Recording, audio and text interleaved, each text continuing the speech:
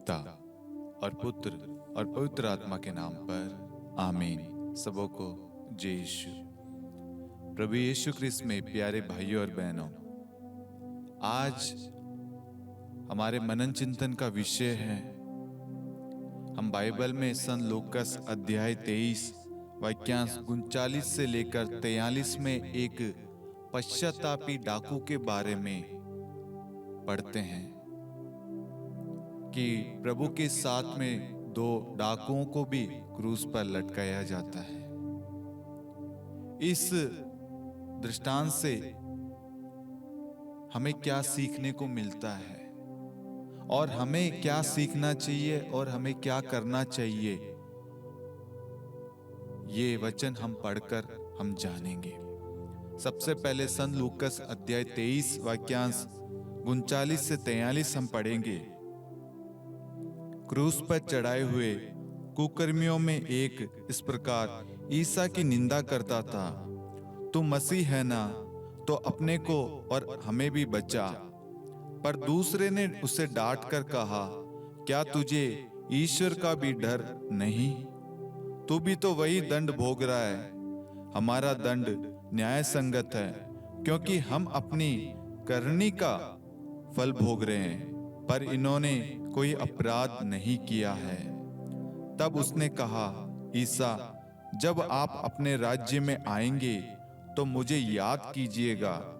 उन्होंने उससे कहा, मैं तुमसे ये कहता हूं, तुम आज ही परलोक मेरे साथ होंगे। Hallelujah, hallelujah. आज 24 दिसंबर है मेरे प्यारे भाइयों और बहनों, और कल हम प्रभु यीशु का जन्मोत्सव बड़े खुशी के साथ, हर्ष उल्लास के साथ मनाएंगे। और आज रात को हम सभी मिस्सा बलिदान में भाग लेंगे और प्रभु का जन्मोत्सव मनाने के लिए बड़ी खुशी के साथ अपने अपने चर्च जाएंगे। लेकिन आज जब हम प्रभु के पास जाएं, चर्च जाएं, उससे पहले हमारे पास में एक सुनहरा अवसर है कि हम भी इस एक पश्चातापी डाकू की तरह पश्चाताप करें। हमें पश्चाताप करने की आवश्यकता क्यों है मेरे प्यारे भाइयों और बहनों? क्योंकि आज भी कहीं ना कहीं हमारे अंदर कोई ना कोई पाप कार्य कर रहा है।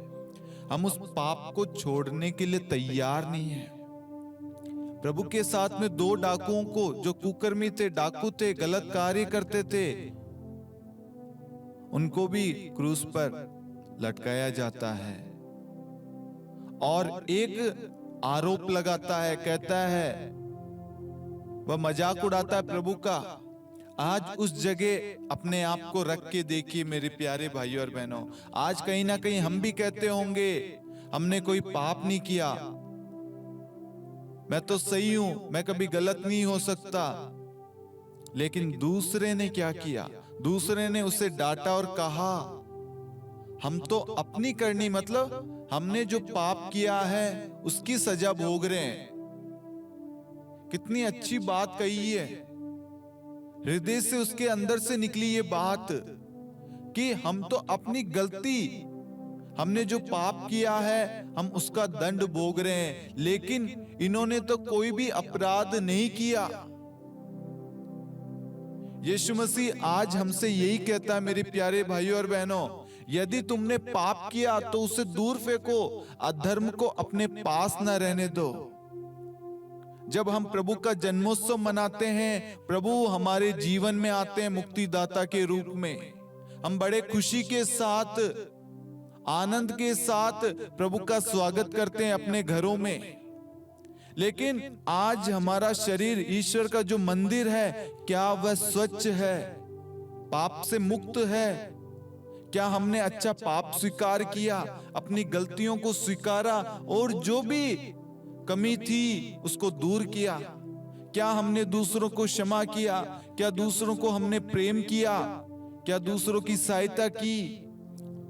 दूसरों के पास में गए, प्रभु के साथ में समय व्यतीत किया, प्रभु के वचन पर मनन चिंतन किया, अपनी गलतियों को स्वीकार करके उस गलतियों को छोड़ दिया।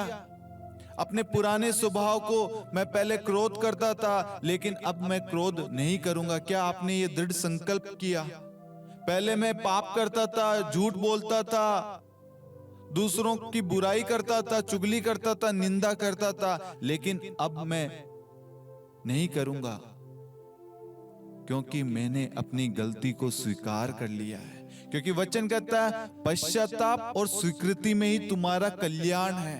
हम इस डाकू से सीखते हैं जो अंतिम क्षण में अपनी गलती को स्वीकार करता है, और प्रभु क्या कहते हैं कि तुम आज से मेरे साथ परलोक में होंगे। प्रभु क्या कहते हैं? तुम आज से इसी वक्त से मेरे साथ परलोक में होंगे। ये उचित समय मेरे प्यारे भाइयों और बहनों, अपने पापों को त्यागने का और अपने पापों को स्वीकार करके एक अच्छा पाप स्वीकार करें, ताकि प्रभु आपके जीवन में आए, आपके घर में आए और आपका परिवार आनंदित हो जाए, आपके घर में खुशियां आए, आपके घर में शांति आए, आपके घर में मुक्ति आए। इन सब के लिए आपको अपने आप को प्रभु को समर्पित करना जरूरी है, अपने आप को बदलना जरूरी है, अपने आप को जांचना जरूरी है। अभी भी हमारे पास में समय है, कुछ क्षण बैठिए, प्रभु से एकांत में बातचीत कीजिए और प्रभु से कहिए, प्रभु पवित्र आत्मा के द्वारा मुझे बताइए मेरे अंदर क्या कमी है, मेरे किस रिश्ते में क्या कमी है, मुझे मार्ग दिखाइए, मुझे समझाइए, मुझे बताइए। जब आप कुछ समय प्रभु के साथ में बिताएंगे तो आपको मालूम चलेगा आपके रिश्ते कैसे हैं, आपके संबंध कैसे हैं, आपका बोलचाल कैसा है, आपका व्यवहार, आपका आचरण कैसा है, आपकी सोच कैसी है, आप किस तरीके से दूसरों को देखते हैं। क्या मैं अपनी आंखों से दूसरों को गंदी नजर से देखता हूं? क्या मैं अपने शब्दों द्वारा दूसरों के दिल को ठेस पहुंचाता हूं? क्या मेरे व्यवहार के द्वारा दूसरों को चोट पहुंचती है? हमें देखना है, समझना है मेरे प्यारे भाई और बहनों। प्रभु ने मुझसे कहा इस वचन को सबके साथ में बांटने के लिए, इसीलिए मैं आज 24 दिसंबर को इसी समय आपके साथ में सन लूकस अध्याय 23 वाक्यांश 39 से 43 को आप सबके साथ बांट रहा हूं। हमें अपने आप को तैयार करना, अपने मंदिर को तैयार करना, उसे शुद्ध करना है, ताकि प्रभु हमारे मंदिर आए, हमारे घर में आए। और जब प्रभु हमारे जीवन में आएगा सब कुछ आनंद मंगल हो जाएगा, सब खुशियों से भर जाएगा, क्योंकि वह हमारा मसीह, हमारा मुक्तिदाता, हमारा जीवन दाता, हमारा तारणहार आ रहा है। क्या हमने प्रभु को आने के लिए जगह तैयार की है? क्या हमने प्रभु के लिए मार्ग तैयार किया है? क्या प्रभु के लिए हमने सीधा मार्ग तैयार किया? जो हमारे रिश्ते बिखरे हुए थे, उन रिश्तों को क्या हमने सही कर लिया? हमारे अपनों से जो रिश्ते टूट गए थे, क्या हमने उनसे सुलह कर ली? प्रभु आज हमसे कहता है मेरे प्यारे भाइयों और बहनों, ये सुंदर अवसर है हमारे पास में, और इस डाकू से हमें सीखना चाहिए जो अंतिम समय पश्चाताप करता, अपने पापों को स्वीकार करता और प्रभु से प्रार्थना करता है कि प्रभु ईसा, जब आप अपने राज्य में आएंगे तो मुझे याद कीजिएगा। और प्रभु ने उससे कहा, मैं तुमसे ये कहता हूं, तुम आज ही परलोक में मेरे साथ होंगे। Hallelujah, hallelujah. प्रभु आज हमें एक सुंदर अवसर दे रहा है मेरे प्यारे भाइयों और बहनों, हम भी उस पश्चातापी डाकू के सम्मान अपनी गलतियों को स्वीकार करें और जाएं